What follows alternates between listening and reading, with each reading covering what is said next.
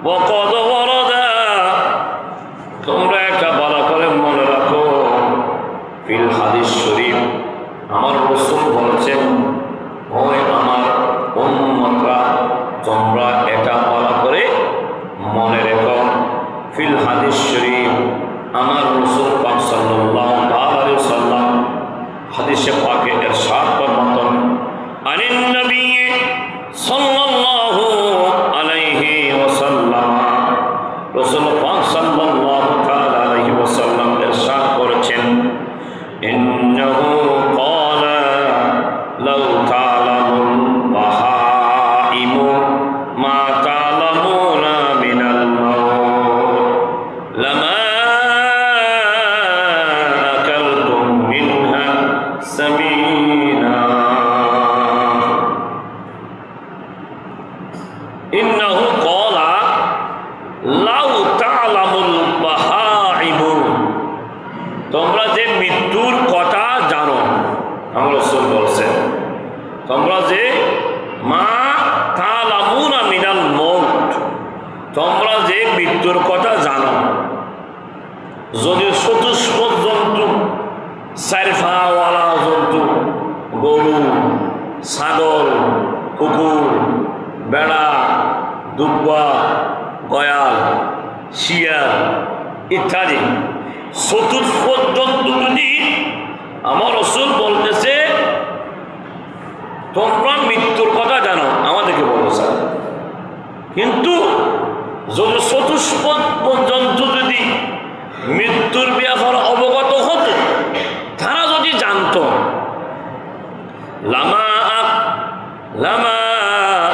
আকালতুম মিনহা সামিনা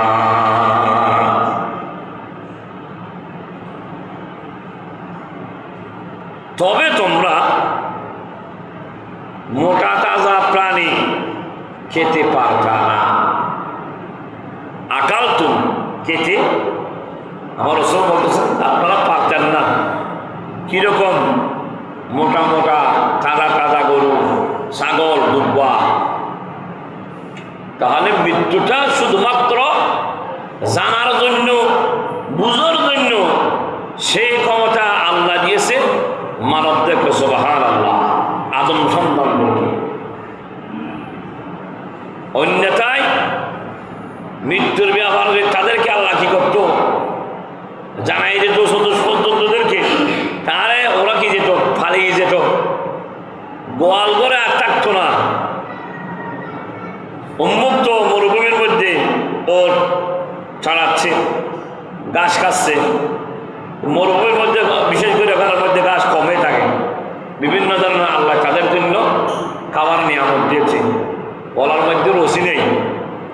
বাংলাদেশ অন্যান্য দেশের মধ্যে রশি আছে আবার অধিকাংশ দেশের মধ্যে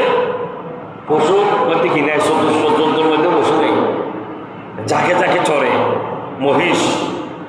দুব্বা বেড়া ছাগল ইত্যাদি তার মধ্যে ওরের গলায় রশি দেয় না যাকে যাকে চড়ে যারা আরব মরুভূমি যাদেরকে মরুভূমির জাহাজ বলা হয় তারা যদি জানতো চতুষ্পদ জন্তু তাহলে তারা থাকতো না কেউ অন্যদিকে চলে যেত অন্য কেউ সাগরের মধ্যে